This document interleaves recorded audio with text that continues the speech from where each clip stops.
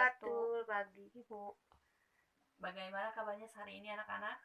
Alhamdulillah baik. Alhamdulillah ya, semuanya dalam keadaan baik. Nah, sebelum itu, sebelum kita mulai pembelajaran, mari kita ya mengucapkan basmalah bersama-sama. Bismillahirrahmanirrahim. Alhamdulillah ya, kita sudah membuka pembelajaran hari ini dengan mengucapkan basmalah. Nah, di sini apakah hadir semua atau ada yang nggak hadir? Siapa? Hadir Bu semua. Oh, alhamdulillah ya, pada kesempatan ini hadir semua. Selanjutnya, nah kita akan membahas pada pertemuan ini akan membahas tentang karakteristik dari. Nah, kan pada pertemuan kemarin itu ya kayaknya sedikit disinggung tentang pengertian dari atom ya. Karena atom itu merupakan partikel terkecil yang tidak dapat dibagi kembali. Nah, dulu itu teori atom itu hanya berdasarkan hasil pemikiran saja, bukan berdasarkan hasil eksperimen. Tetapi semakin ke sini, para ilmuwan itu melakukan sebuah eksperimen di mana teori model atom itu semakin berkembang. Di sini akan dijelaskan tentang perkembangan teori model atom berdasarkan ilmuwan. Di sini ada beberapa teori model atom. Yang pertama itu John Dalton, yang kedua itu Thomson, dan yang ketiga itu Rutherford. Yang selanjutnya itu teori model atom dari Bohr, dan yang selanjutnya itu dari mekanika kuantum. Nah, di sini yang pertama itu model atom dari John Dalton. Nah, sekitar tahun 1503 itu John Dalton itu mengupakan sebuah tentang model atom, di mana berdasarkan hipotesa tentang hukum kekekalan massa yaitu Lavoisier dan hukum kekekalan perbandingan yaitu Froude, Dalton itu mengemukakan bahwa atom itu merupakan bagian terkecil yang tidak dapat dibagi lagi, yaitu bentuknya itu seperti bola pejal. Di sini bentuknya itu seperti bola pejal. Jadi Dalton itu mengukakan bahwa model atomnya itu atom itu tidak dapat dibagi kembali gitu. Nah, selanjutnya yaitu model atom dari Thomson. Nah, di sini Thomson itu melakukan sebuah eksperimen di mana tentang tabung sinar katoda. Nah, hasil eksperimennya itu beliau menyatakan bahwa dalam sebuah atom itu terdapat sebuah partikel yang bermuatan negatif, di mana di dalamnya itu yang disebut dengan elektron, di mana si model atom itu seperti bola kismis yang berbentuk seperti bola pejal yang permukaannya itu dikelilingi dengan elektron, dan si partikel yang lain itu yang bermuatan positif. Di sini dalam gambar yang berwarna merah itu yang bola pejalnya, dan di dalamnya itu terdapat sebuah muatan positif. Nah, yang dikelilingi oleh elektron di dalam permukaannya, di dalam permukaan bola pejalnya itu yang berbentuk bola pejalnya itu. Nah, yang selanjutnya yaitu model atom dari Rutherford. Pada tahun 1911 itu Rutherford itu melakukan sebuah percobaan tentang sinar alfa, dan beliau juga mengupakan tentang teori atomnya itu sendiri, bahwa si atomnya itu terdiri atas inti yang bermuatan positif, nah yang menjadi si pusat masanya, yang menjadi pusatnya. Nah, dan di sekitarnya itu dikelilingi oleh sebuah elektron, di mana beliau itu mengupakan bahwa si atomnya itu seperti sistem tata surya. Di sini terlihat ya dalam gambarnya. Yang di tengahnya itu merupakan pusat masanya, yaitu yang bermuatan positifnya. Nah, sedangkan di sekelilingnya bahwa si si pusat masanya itu dikelilingi oleh sebuah elektron. Nah, di mana di dalam model atom Rutherford juga terdapat sebuah ruangan kosong nih. Di sini ya, ini ruangan kosong nih. Di sebagainya itu terdapat sebuah ruangan kosong. Nah, ada kelemahan tersendiri ya dari teori atom Rutherford. Nah, di sini tidak dapat menjelaskan kestabilan intinya, di mana si dalam inti itu tidak mengalami gaya Coulomb, di mana yang berfungsi sebagai gaya sentripetal sehingga mengalami percepatannya. Nah, menurut teori Maxwell itu bahwa percepatan muatan listriknya itu akan memancarkan sebuah gelombang elektromagnetik. Nah, sehingga pada saat energi total elektronnya maka akan semakin berkurang, dan di mana jari-jarinya juga jari orbitnya itu akan semakin mengecil. Nah, dan sehingga lintasan elektronnya itu akan berbentuk spiral. Nah, yang menunjukkan bahwa tidak adanya kestabilan dalam atomnya. Nah, yang selanjutnya yang merupakan suatu ciri dari atom gas ya. Nah, yang berpijar gitu ya. Nah, karena elektronnya itu tidak memiliki gerakan spiral, nah maka dalam spektrumnya itu yang dihasilkannya itu merupakan spektrum yang kontinu. Tetapi pada kenyataannya itu bahwa yang didapatkannya yang diperolehnya itu hanya spektrum dari diskontinu. Nah, yang paling itu bahwa terdapat sebuah elektron dimana yang mengelilingi intinya itu akan semakin kesini itu akan memancarkan energi. Nah, si energi itu berupa gelombang elektromagnetik. Nah, pada saat sehingga si arus lintasan itu kan berbentuk spiral. Nah, lama kelamaan dan sesuatu itu bahwa lama kelamaan itu akan dapat terjatuh ke intinya gitu, karena adanya pancaran energi tersebut. Nah, yang selanjutnya model atom dari Bohr. Nah, berdasarkan percobaan yang dilakukan oleh Bohr, beliau itu menganalisa sebuah spektrum warna dari atom hidrogen yang berbentuk garis. Nah, di mana hipotesa dari Bohr ini menyatakan bahwa atom itu terdiri dari inti yang bermuatan positif. Bahwa Niels Bohr itu menyatakan bahwa si atom itu terdiri dari inti yang bermuatan positif. Nah, dikelilingi oleh elektron yang bermuatan negatif di dalam suatu lintasan. Jadi elektronnya itu bergerak dalam lintasan-lintasan gitu. Nah, dalam lintasan-lintasan dalam tingkat energi tertentu. Nah, ini ya. Ini kan ada intinya itu bermuatan positif. Tetapi dikelilingi oleh elektron dalam lintasan-lintasan tertentu. Jadi dalam lintasan-lintasan tertentu. Nah, dari teori model atom Bohr ini terdapat beberapa kelemahan, bahwa terdapat lintasan elektron tidak sederhana seperti yang kita bayangkan ya dalam ininya. Jadi si elektronnya itu bergerak dalam lintasan-lintasan tertentu. Jadi semakin luar lintasannya, maka tingkat energinya juga akan semakin tinggi gitu. Nah, bahwa juga teori ini juga belum mampu menjelaskan tentang kejadian dalam ikatan kimia dan juga pengaruhnya medan magnet terhadap atomnya, dan juga yang tadi itu terhadap spektrum atom itu yang berelektron banyak itu tidak bisa dijelaskan oleh teori atom Bohr ini. Nah, yang terakhir yaitu teori model atom mekanika kuantum. Di sini si atom itu merupakan mekanika gelombang yang menjelaskan tentang kebolehjadian suatu suatu elektron itu berada di sekitar inti atom. Nah, itu berdasarkan tentang teori mekanika kuantum. Nah, itu tuh merupakan perkembangan teori model atom berdasarkan para ilmuwan ya, seperti yang dijelaskan tadi. Jadi belum sampai ke karakteristik dari inti atomnya. Itu kan pengertian atom atau penjelasan atom itu berdasarkan hasil eksperimen dari para ilmuwan ya, seperti John Dalton, Rutherford, Thomson ya, seperti tadi yang sudah dijelaskan. Nah, kita masuk sekarang ke pembahasan yang lebih ini ya. Di sini yaitu tentang inti atom yang kita bahasnya. Kan tadi dalam atom itu terdapat sebuah inti atom ya. Nah, inti atom ini. Nah, inti atom ini ternyata inti atom itu kan tadi terdiri dari elektron, proton. Nah, inti atom ini memiliki muatan, terdiri dari 3 muatan. Yang pertama ada inti atom itu sendiri ya. Inti atom sendiri itu tersusun dari proton yang bermuatan positif dan neutron yang tidak memiliki muatan atau tidak bermuatan. Nah, itu disebut dengan inti atom ya. Nah, selanjutnya kan tadi dalam inti atom itu terdapat dalam inti atom itu terdiri dari 3 muatan ya.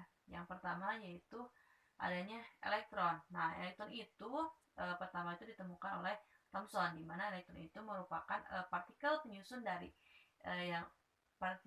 inti atom yang paling bagian luarnya, yaitu di mana muatannya juga bermuatan negatif.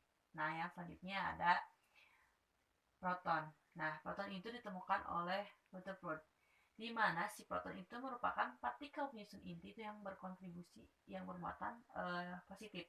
Nah, selain itu kan tadi ada penyusun inti atom itu ada neutron. Nah, neutron ini ditemukan oleh James Chadwick, di mana si neutron ini merupakan partikel penyusun inti atom yang tidak bermuatan. Nah, itu ya. Guys. Nah, anak-anak sampai sini ada yang mau ditanya nggak? Ada yang ingin ditanyakan? Enggak, Bu. Cukup ya. Nah, kita lanjut dulu ya. Nanti ada yang ditanyakan ya. Selanjutnya, nih ada tanda atom di mana A, Z, X, di mana A-nya itu merupakan nomor masanya, di mana nomor massa A itu merupakan jumlah proton ditambah dengan jumlah neutronnya.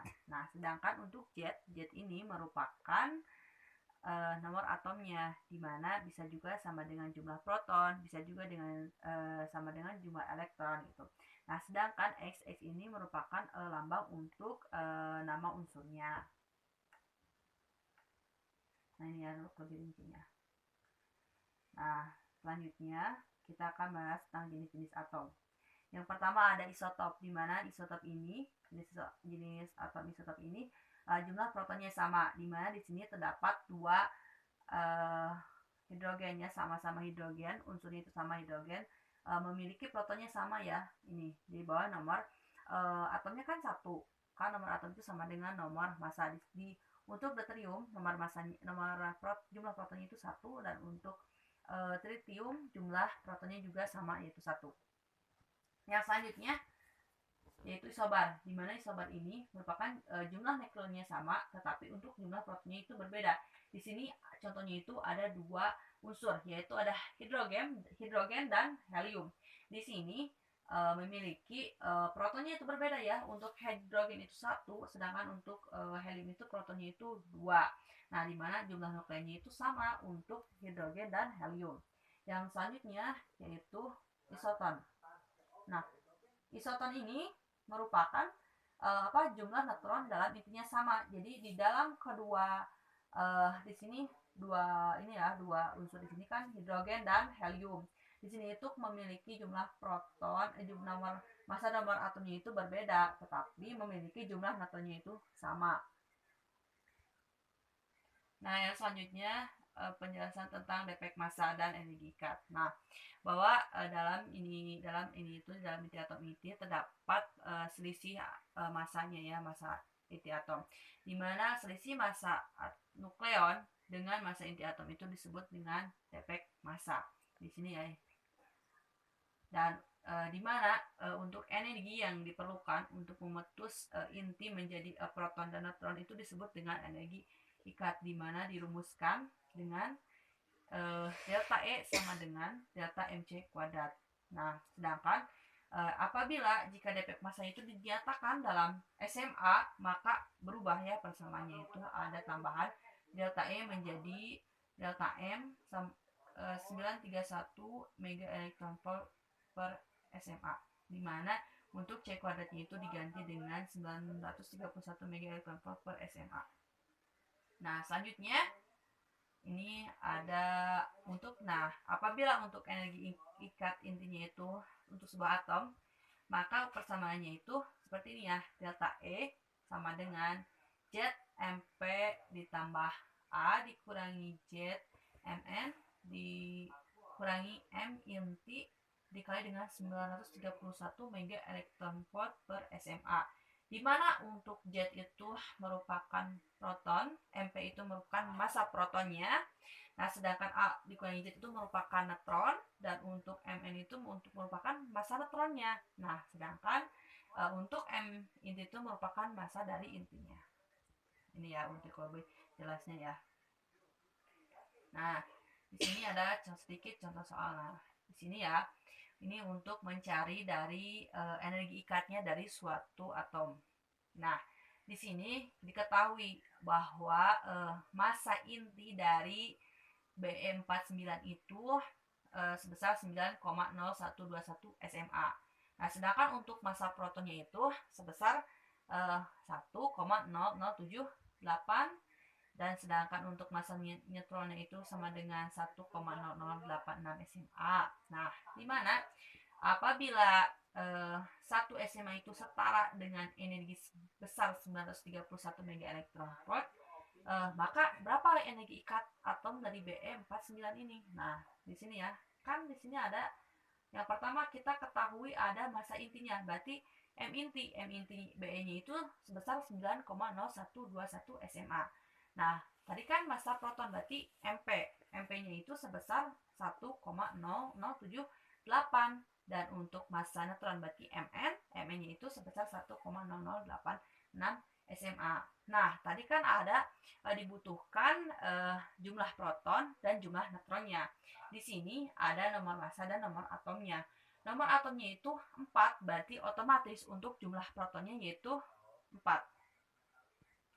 Nah, sedangkan untuk jumlah neutronnya itu berarti A dikurangi Z, berarti nomor massa dikurangi dengan nomor atomnya atau dikurangi dengan jumlah protonnya. Di mana ini massa jumlah neutronnya itu berarti nomor massa kan 9 dikurangi 4, jadi untuk neutronnya itu sama dengan 5. Nah ini untuk pembahasannya degikat.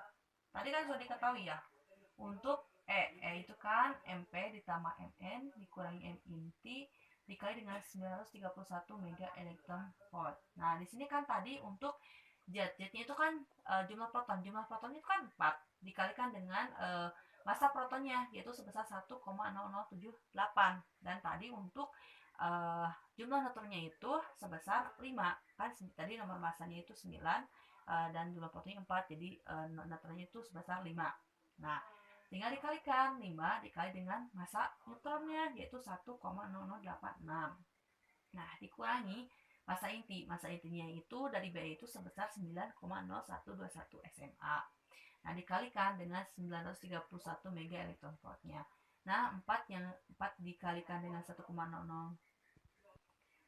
Nah dikalikannya menjadi 4,0312, dan yang ini 5 dikali 1,0086 sama 5,043. Nah dikurangi 9,0123 dikalikan dengan 931 mega elektron volt, jadi energi ikatnya itu sebesar 57,82 mega elektron volt. Nah ini merupakan contoh soal untuk mencari energi ikat dari suatu atom. Nah ada yang ingin ditanyakan anak-anak? Bagaimana? Bu. Oh cukup ya, lanjut dulu ya. Kita sudah sampai contoh soal. Ini ada yang ditanyakan dari pembahasan yang dari tadi yang perkembangan atom sampai dengan inti atomnya juga, dari karakteristik inti atom. Apakah ada yang ingin ditanyakan? Silakan anak-anak, ada yang ingin ditanyakan? Tidak, atau yang belum ngerti? Oh ya, kalau enggak ya mungkin dicukupkan dulu sekian dari ibu ya.